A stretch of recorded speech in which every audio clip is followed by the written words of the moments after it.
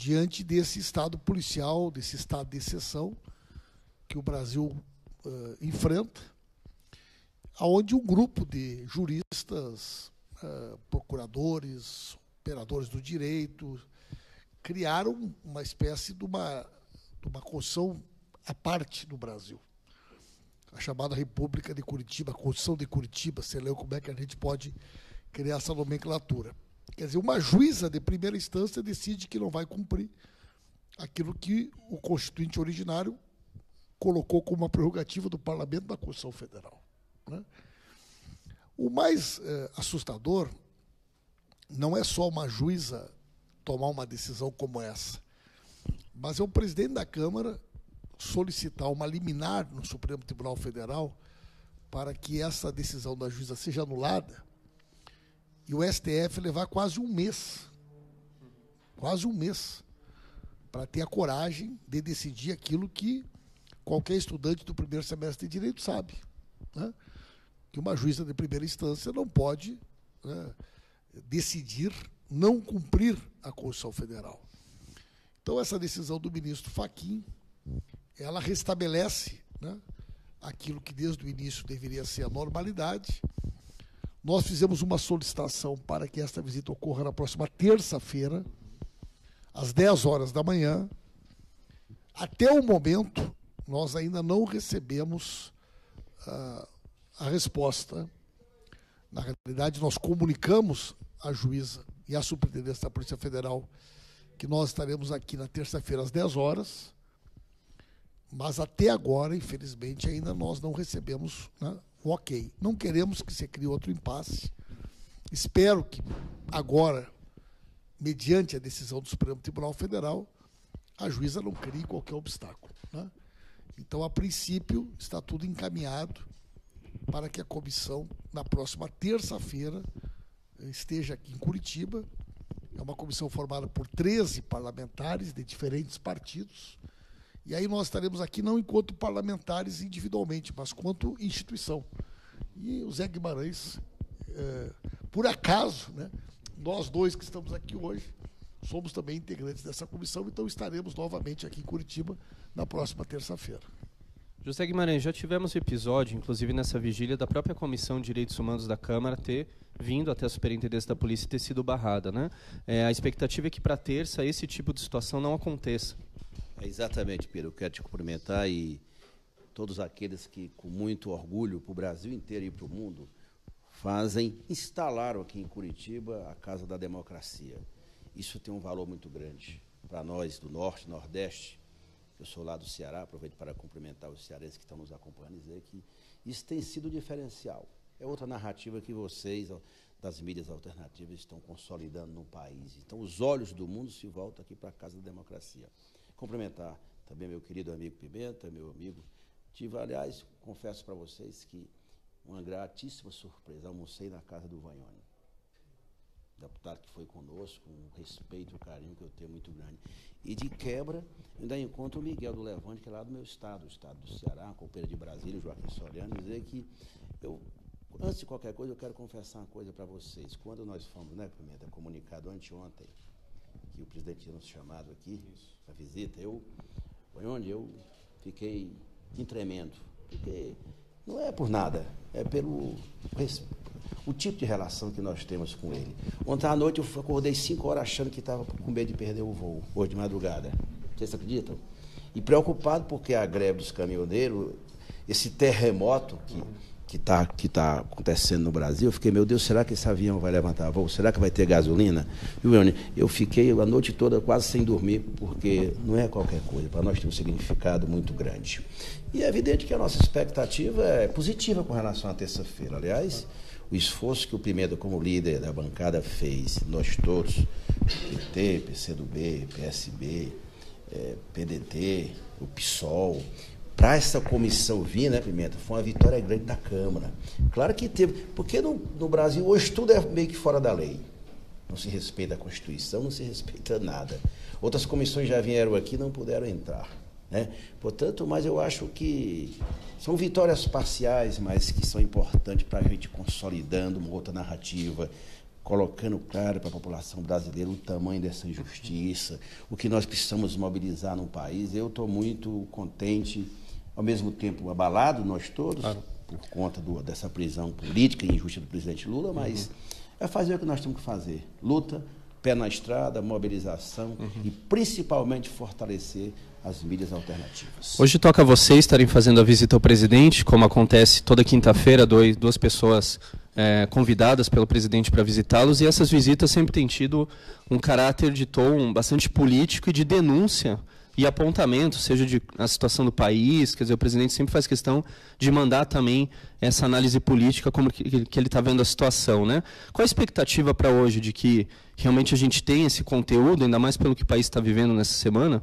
Primeiro, ouvir e perguntar para ele o que ele tem, o que ele quer de nós. Nós estamos dispostos a fazer tudo pelo Lula, pela sua liberdade, pela sua candidatura. Ele é que diz o tom para nós. É claro que cada um de nós, eu até já apresentei, eu tenho um roteirinho, né, Pimenta? Desde onde que eu faço um roteirinho? O que é importante falar para o presidente? Ó, meu roteirinho está aqui no bolso. Às 5 da manhã estava ali. Estava lá, preocupado com o voo, mas com o roteirinho, né? Eu aqui no bolso para dizer para ele, contar um pouco da realidade, ainda mais eu que sou do Nordeste. Eu estou muito feliz em poder retratar para ele o carinho que esse povo do Nordeste tem com ele. É um negócio assim, impressionante, as pesquisas, tudo que a gente vê no Nordeste. O Lula é síntese de tudo, é como ele disse, ele é uma ideia, mas a ideia dele no Nordeste cala fundo no coração dos nordestinos. Joia, deputado. Pimenta, na nossa entrevista com a presidenta Gleisi na semana passada, ela reafirmou bastante a questão da candidatura do presidente Lula. Também foi um momento em que as bancadas aí da Câmara e do Senado reafirmaram essa posição.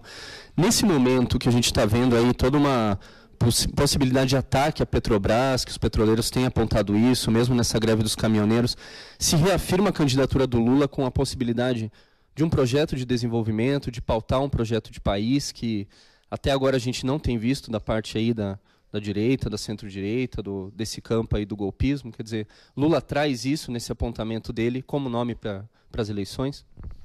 Muito bem. Só antes, Pedro, eu queria... Claro, à vontade. Eu também, Guimarães, 5 horas da manhã estava acordado hoje. Pensando como é que eu ia fazer. Ontem à noite eu estava calculando se nós saíssemos de carro de Brasília ontem, nós conseguiríamos chegar a tempo em Curitiba se não fosse os aviões estarem funcionando. Eu e o Guimarães estávamos na sessão, quando alguém falou que não tinha voo, nós nos olhamos os dois, como quem diz, como é que nós vamos fazer para ir para Curitiba, né? Então a gente sabe que a gente está aqui hoje tem uma responsabilidade imensa também, porque quanta gente de alguma maneira se sente representado também, e a nossa responsabilidade de trazer, né, a palavra do presidente Lula para milhões de pessoas que aguardam, né, todas as quintas-feiras. E aquilo que o Guimarães disse, a gente quer muito mais saber dele o que ele espera de nós, o que ele quer de nós, né? Todo mundo que tem falado com o Lula tem dito que o Lula está muito bem informado. O Lula lê tudo sobre o dia a dia, né? Ele recebe os informes, acompanha a conjuntura e dirige todo o processo político. As pessoas têm que entender que todos os nossos movimentos, todas as nossas ações políticas, elas são, né, definidas pela direção do nosso partido, pelos movimentos sociais que compõem a Frente Brasil Popular, mas fundamentalmente com, né, a aquiescência do presidente Lula, né? E o presidente Lula tem dito reiteradas vezes que ele é candidato, né? Vocês sabem que agora, no próximo domingo, nós realizaremos em todo o Brasil, em todas as cidades do Brasil, onde existe o Partido dos Trabalhadores ou companheiros que são nossos aliados de outros movimentos, nós faremos atos para pré-lançamento da candidatura do Lula. Não importa se são 10 companheiros de uma cidadezinha pequena que vão reunir no diretório do partido, se vão fazer uma caminhada. Cada cidade tem autonomia para fazer um ato e dizer para a sua cidade, para a sua região, que Lula é candidato. Depois, nós vamos no dia 9, agora foi definido. No dia 9, nós faremos um grande ato em Belo Horizonte, que será um ato de lançamento da candidatura do Lula e dos nossos candidatos a governo do Estado. Então, todos os nossos candidatos a governadores estarão em Belo Horizonte. Né, que aí é um ato nacional. Esse é nacional. Vai ser em Belo Horizonte. Com certeza, logo em seguida, faremos um grande ato no Nordeste. Né?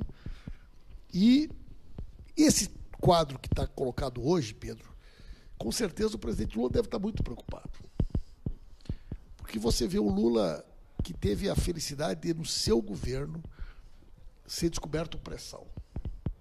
Quer dizer, a maior reserva de petróleo encontrada no século XXI no mundo, que colocou o Brasil num outro patamar do ponto de vista da importância estratégica, um país que estava aí discutindo a questão do BRICS, o fortalecimento do Mercosul, da Unasur. Quer dizer, o Lula é o único presidente, né, de todos esses países que, pela primeira vez, durante o período que foi presidente, participou de todas as reuniões do G8. E olha para o Brasil rapidamente, na situação em que se encontra, praticamente sem governo, sem capacidade de reação. Quer dizer, a crise da Petrobras, essa paralisação, é um tema de governo, mas nós não temos governo no país. Isso acaba adquirindo uma importância enorme, porque você começa a ter um quadro de desabastecimento, que começa a gerar uma bola de neve, e você precisa de uma ação de governo que não tem força política, não tem autoridade política. Né? E o que o país precisa? Quer dizer, o país precisa de um novo pacto para voltar a crescer, para gerar emprego, para trazer desenvolvimento, para criar oportunidade. Mas na democracia, como é que esse pacto se legitima? Ele legitima através do voto, através das eleições. Quando a gente diz que uma eleição sem o Lula é uma eleição sem legitimidade, é porque você não pode imaginar que uma eleição onde o candidato que lidera todas as pesquisas, mesmo estando na situação em que se encontra há mais de 40 dias, se ele for impedido de participar desse processo eleitoral, que legitimidade terão, né, os demais candidatos? Imagina um segundo turno com um candidato de 12%, o outro de 8%. Então, a candidatura do Lula, ela está confirmada. No dia 15 de agosto, ela será inscrita como candidato. Nossa convenção nacional será no dia 28 de julho.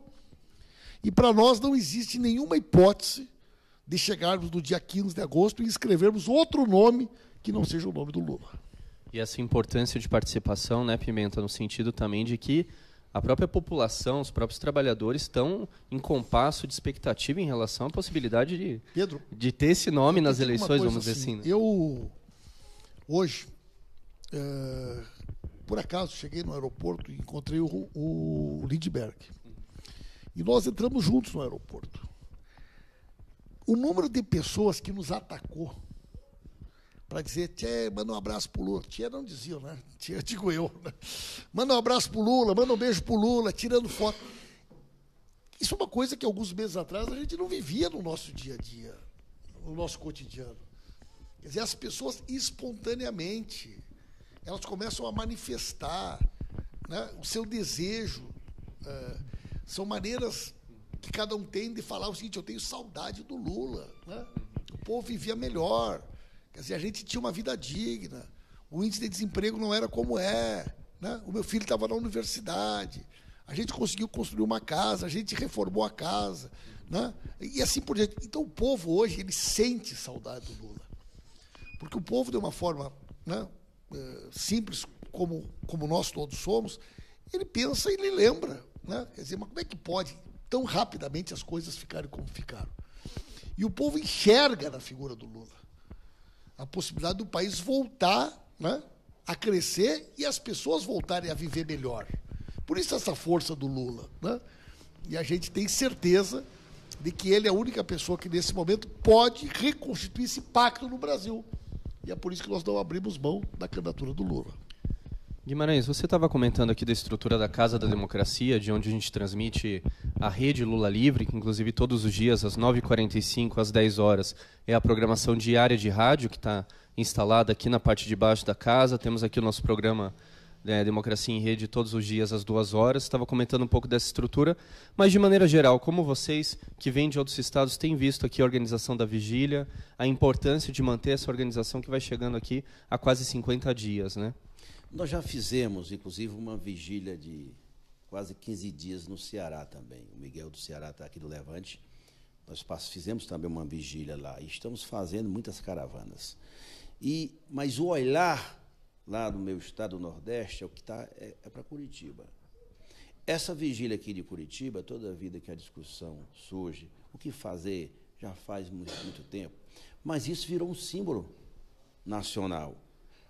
Aquilo que é produzido aqui. Imaginem vocês aqui, o nosso telespectador, se não tivesse isso aqui, como é que você estava fazendo o contraponto à narrativa oficial?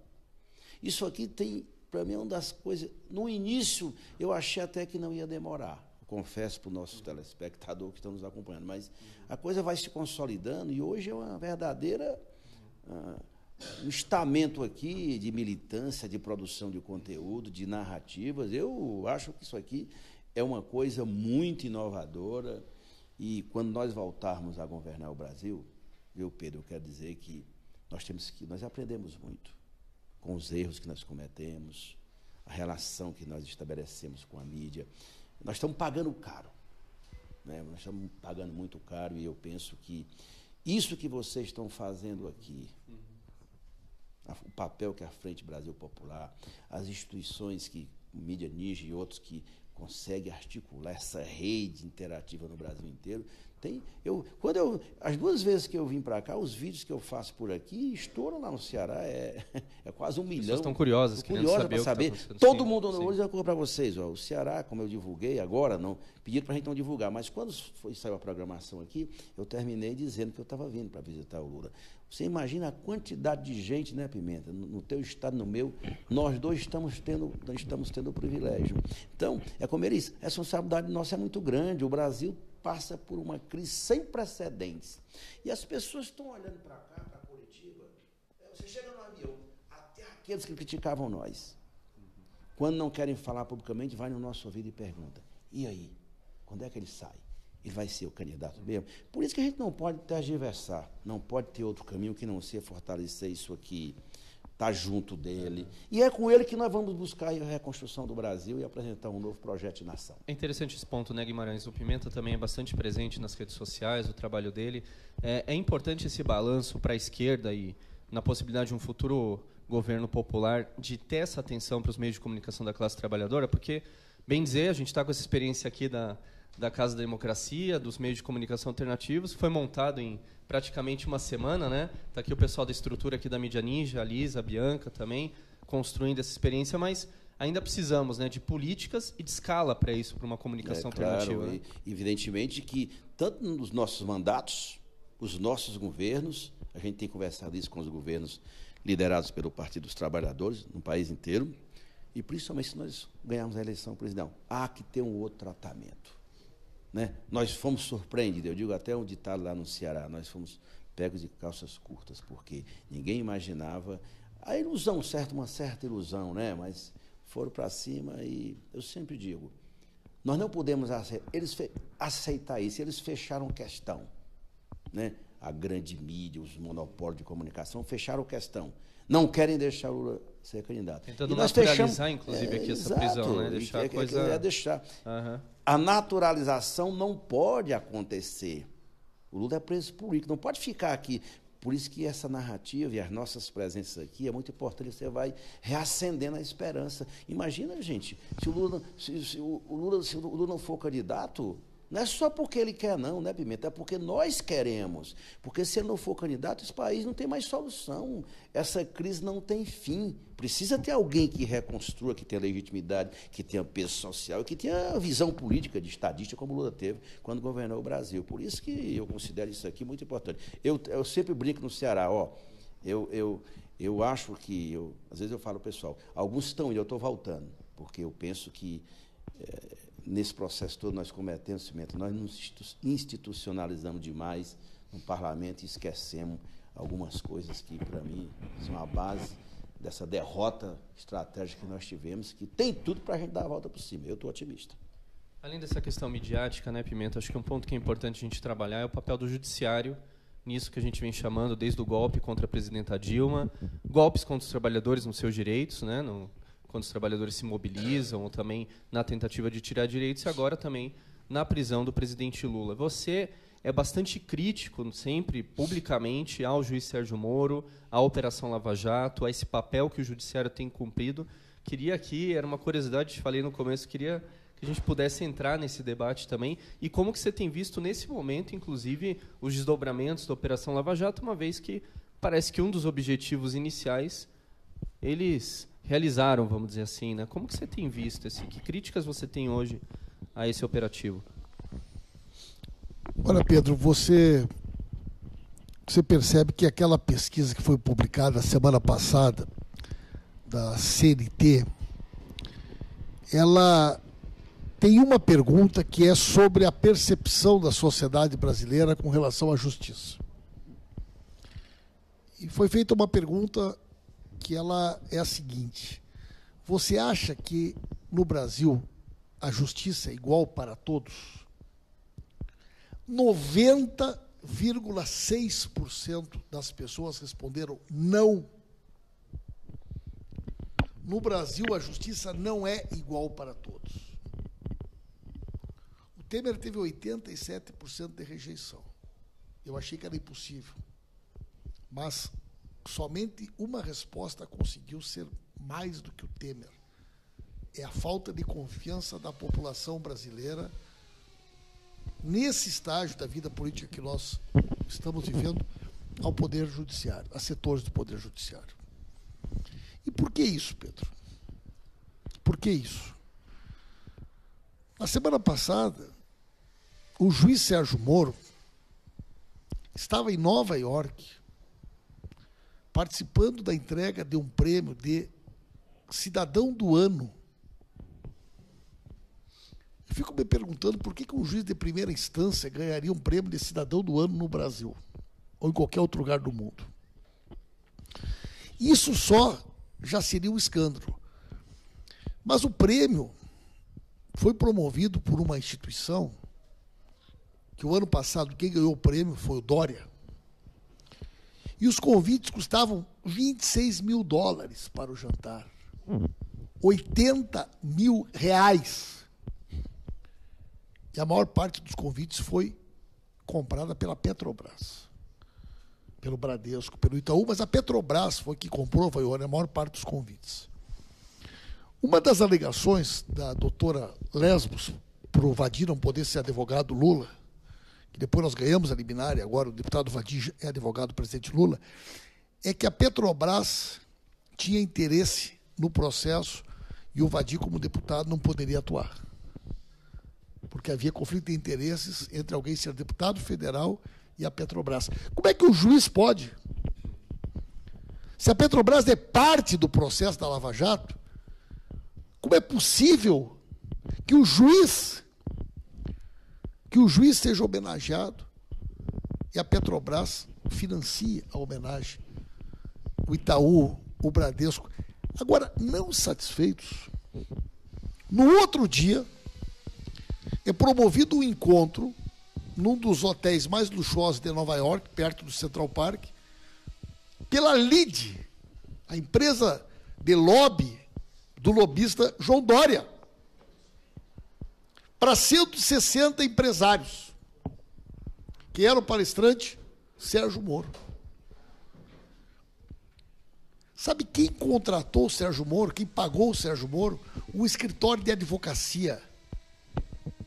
Um escritório de advocacia, pasmem, detentor de inúmeros contratos da Petrobras e do Banco do Brasil. Um escritório de advocacia acusado de inúmeras irregularidades, inclusive suspeito de, no dia daquela sessão em que a Dilma foi afastada, ter disponibilizado 2 jatinhos para que deputados fossem para Brasília. Esse é o cara que pagou a palestra do Moro, em Nova York. Isso não é juiz. Isso não é um juiz. Isso é um agente dos interesses internacionais, um vendilhão. Aí, na segunda-feira, eu abro os jornais e vejo o seguinte, uma tal de XP Investimentos, que é uma consultoria especializada no mercado de capitais, no mercado financeiro, promoverá um encontro para investidores. Não sei lá eu quantos R$1.000 o ingresso. Aí eu imagino, então, são economistas, são, enfim, né, grandes especialistas de mercado que vão vir falar nesse encontro. Aí eu olho a lista dos palestrantes. Deltan Dallagnol, Carlos Fernando, Diogo Castor, todos os procuradores da Lava Jato são palestrantes da XP Investimento. Mas me explique o que esses caras entendem de mercado financeiro, de mercado de capitais. Vão ganhar uma fortuna. O Moro ganha uma fortuna, o Moro ganha fortunas com a Lava Jato, esses procuradores ficaram tudo ricos com a Lava Jato. Então, para mim, é uma questão de tempo. Eu tenho dito e vou repetir aqui. Eu quero vir a Curitiba num presente, logo ali adiante, no futuro próximo, eu quero participar do julgamento deles. Esses caras vão para a cadeia. Assim como agora apareceu esses documentos da CIA, mostrando o gás, as relações com a CIA, vai aparecer o papel desses caras na venda do pré-sal, na entrega da Petrobras, na perseguição do Lula. Essa justiça seletiva e covarde, que eu não chamo de Lava Jato, mas chamo de farsa jato. Então, do meu ponto de vista, Sérgio Moro, Deltan Dallagnol, Carlos Fernando, representam a escória do Poder Judiciário. São pessoas que entrarão para a história pela porta dos fundos, pela lata do lixo. Se eu te perguntar aqui, tu sabe quem é que foi o juiz que condenou Nelson Mandela a 27 anos de prisão? Alguém sabe como é que era o nome dos procuradores e dos promotores? Essa gente não entra para a história. O papel dessa gente na história é a porta do lixo, é a porta dos fundos, né? Essa gente, em vez de homenagear Tiradentes, eles homenageiam Joaquim Silvério dos Reis. Eles idolatram, é dedo duro, é delator. Esses tempos eu me recordei, né, que um primeiro episódio lá atrás midiático em relação ao juiz internacional foi com o juiz Garzón, né, espanhol, que na época condenou Pinochet, né? Mas para quem não acompanhou depois, pouco tempo depois, ele tinha posições bastante conservadoras em relação ao movimento zapatista, em relação mesmo ao ETA. Só para dizer o seguinte, nós temos, né? Eu e o deputado Vadi Damus, que foi presidente da OAB do Rio de Janeiro, nós lançamos agora um projeto de lei, que é um projeto chamado Lava Toga. Nós queremos criar no Brasil um movimento de apoio ao projeto Lava Toga. Nós queremos passar limpo o Poder Judiciário. Rapaz, o que é um juiz receber R$600 mil por mês, R$500 mil por mês?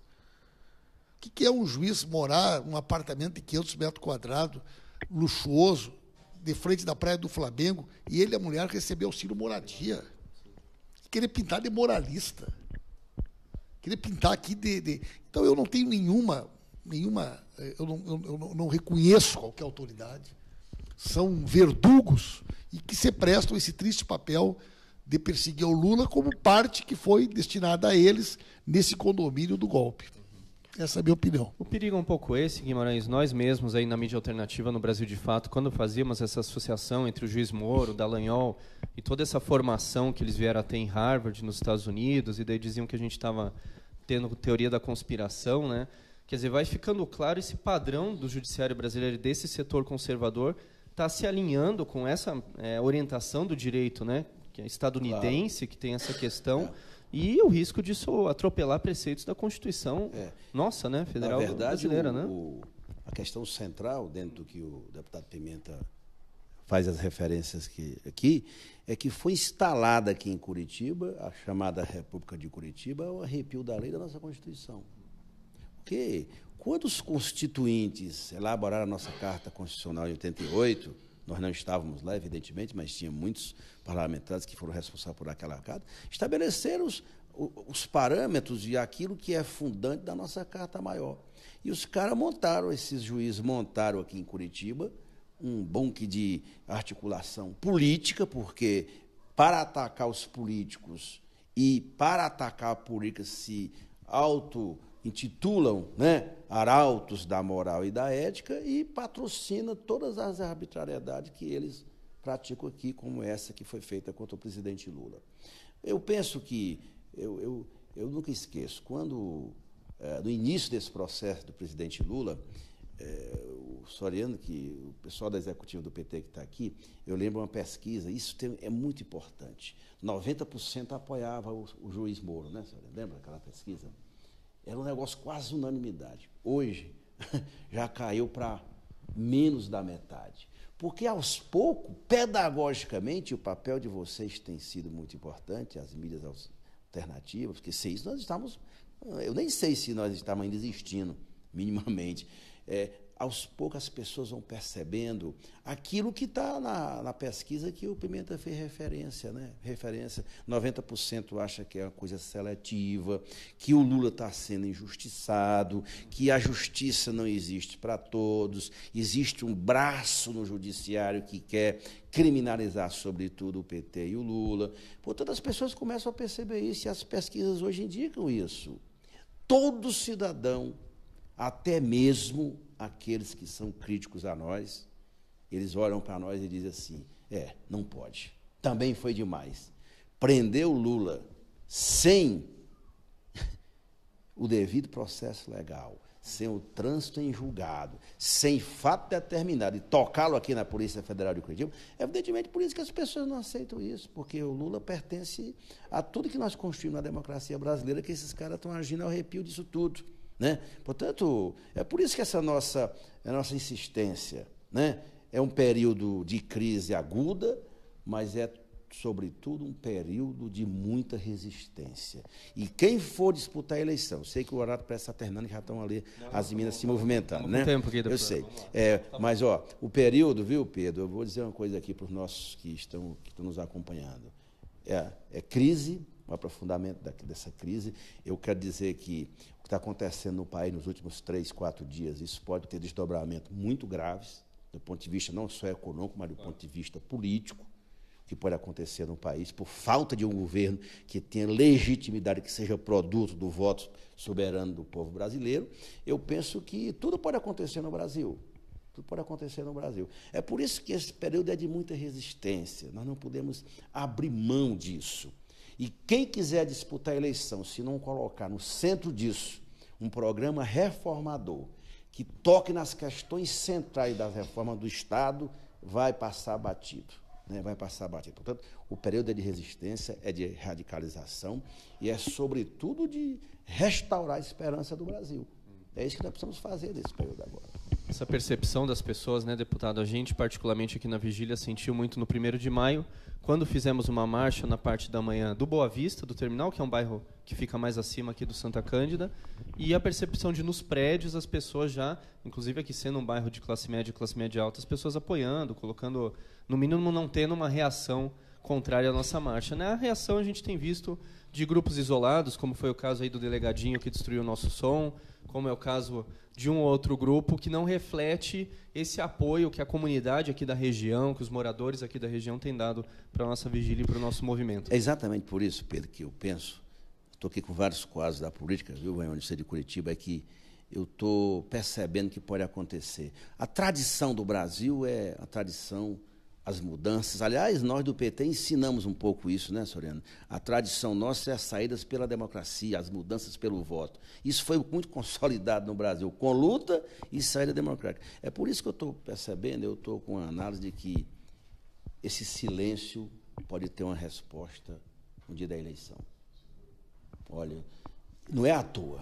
É claro que não tem 1 milhão de pessoas nas ruas, mas o que está acontecendo, o que a gente escuta, esse silêncio, eu penso que pode acontecer uma coisa que aconteceu em 1974, lá atrás, no auge da crise da ditadura militar. As pessoas irem para as urnas e dar uma resposta à altura dessa gente que patrocinou a ruptura constitucional do país. Ontem, eu e ele, eu nunca vi um negócio desse, Pimenta. Nós falamos ontem sobre a crise, a chamada crise dos combustíveis, e eles não falam nada, é como se não tivesse acontecendo nada no país. Portanto, eu penso que essa gente vai levar uma resposta nas urnas. Eu penso que o eleitor brasileiro, o povo brasileiro, vai marchar para as urnas e vai responder a toda essa patifaria que eles fizeram com essa ruptura institucional a partir do golpe da presidenta Dilma. Com certeza, deputado. E agora, para Pimenta, também para a gente ir entrando nas nossas considerações finais, nos nossos recados finais aqui, mas queria te perguntar, a gente sabe também que tem a notícia de que o presidente Lula vai ser encaminhado à Justiça Federal para um depoimento, né, que vai acontecer no dia 5, dentro do processo do Cabral.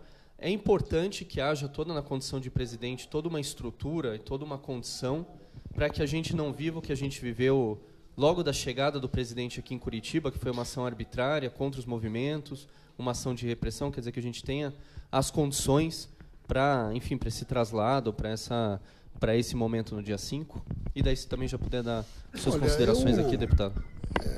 Naturalmente que nós estamos tomando todas as precauções necessárias, né? A defesa do presidente Lula, para que seja respeitada de maneira integral, né, o seu direito à privacidade, o respeito ao presidente Lula. Eu vou conversar com ele sobre isso, né? Quero, inclusive, fazer uma consulta a ele sobre isso. Mas, se por um lado, né, é verdade que aquele dia que o presidente Lula chegou, nós tivemos toda aquela situação, por outro lado, né, o mais importante de tudo isso é o fato do presidente Lula saber que ele não esteve nenhum dia sozinho em Curitiba. Você sabe que eu já entrei lá na superintendência e não pude falar com o presidente Lula, mas eu estive ao lado da sala. Eu escutava todo o barulho e tudo aquilo que acontecia na vigília. O presidente Lula escuta todos os bons dias. O presidente Lula escuta o boa tarde. O presidente Lula escuta o boa noite. Ele espera. O presidente Lula ouve as nossas palavras de ordem. O presidente Lula ouve as músicas.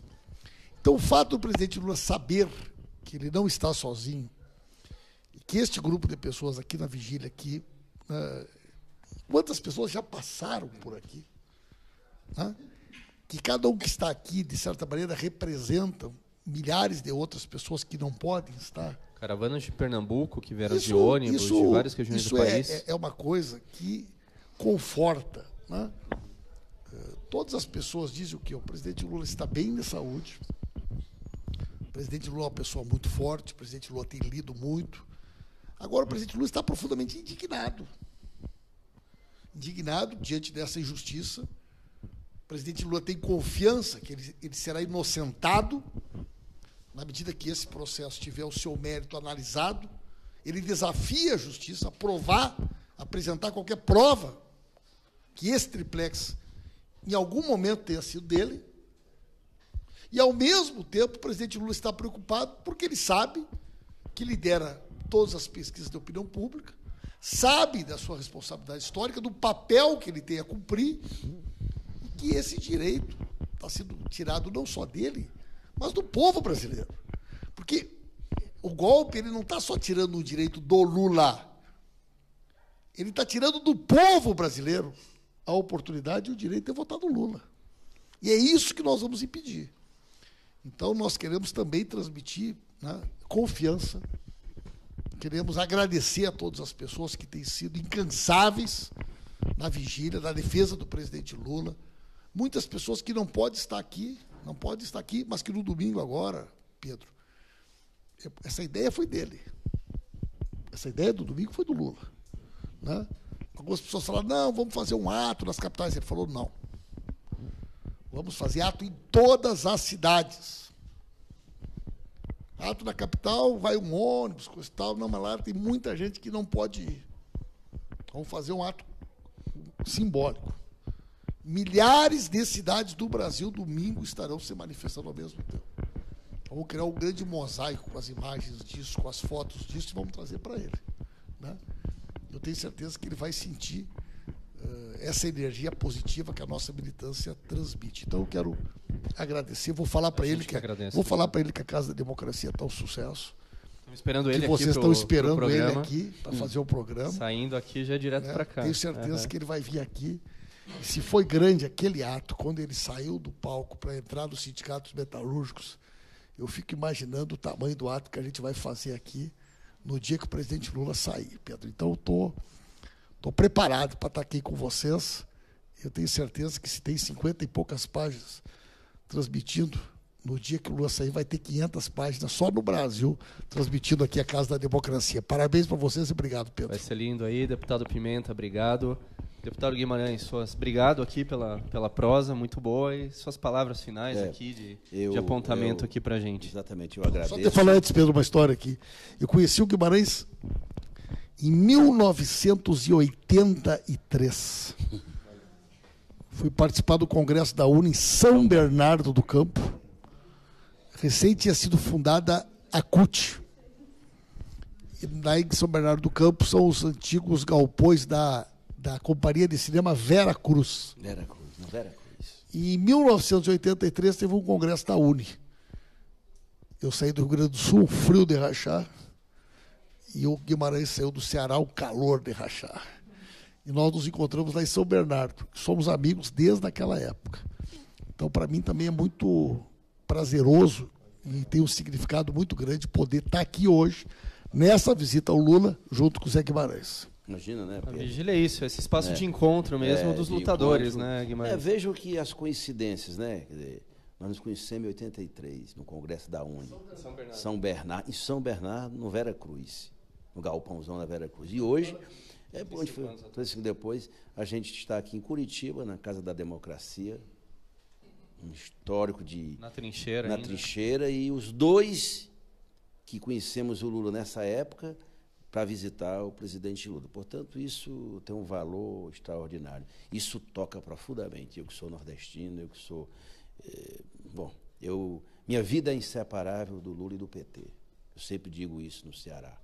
Talvez, se eu tivesse que abandonar o PT algum dia, eu abandonaria a política, porque não tem outra escola na minha vida melhor do que essa que eu aprendi com o presidente Lula.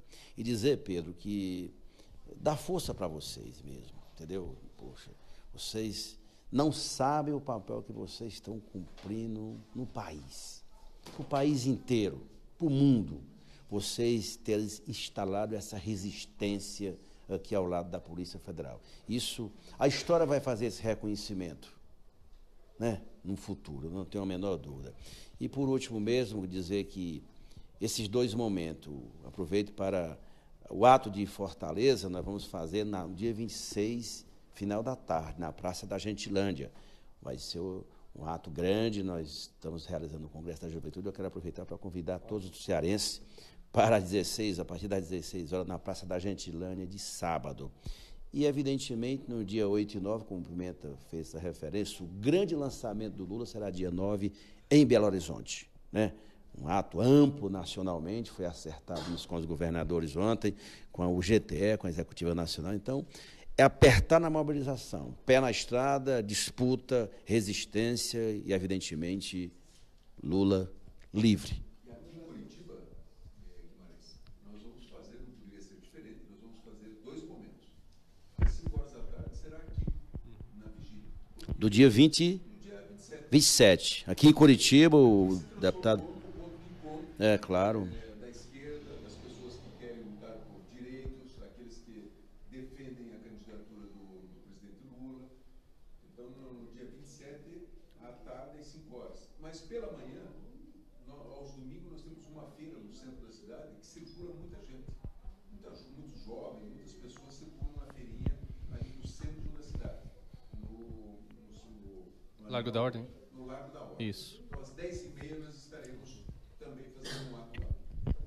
Muito bom, tá dado o recado aqui na Vigília Lula Livre, às 5 horas de domingo, então lançamento aí da candidatura do presidente Lula, dia 27, né? Tá dado aqui o recado, em todo o país, em cada cidade vai estar acontecendo também. Para eu não esquecer, o Democracia em Rede, hoje à noite, vamos ter um programa especial sobre o Congresso do Povo. O que é essa experiência do Congresso do Povo, o que nós queremos com ela, quem está participando aqui em Curitiba e no Paraná. Então, às 19 horas, esse programa. Amanhã vamos discutir soberania nacional, com a questão energética, Petrobras, contra a privatização aí da Eletrobras. E para dizer, o nosso programa é isso. Aliás, Pedro, por favor, nós enterramos, né, Pimenta, a MP da privatização da Eletrobras. Grande vitória essa semana, Boa. Lá na Câmara. Uma salva de palmas. Uma aí. grande vitória essa semana foi essa. Muito bom, vamos estar discutindo isso. Agradecemos aí aos companheiros, aí os lutadores que estiveram aqui com a gente no programa. Um grande abraço, Pedro. Obrigado pela oportunidade. Obrigado a vocês e seguimos. Democracia Um abraço. lutando pela democracia. Obrigado.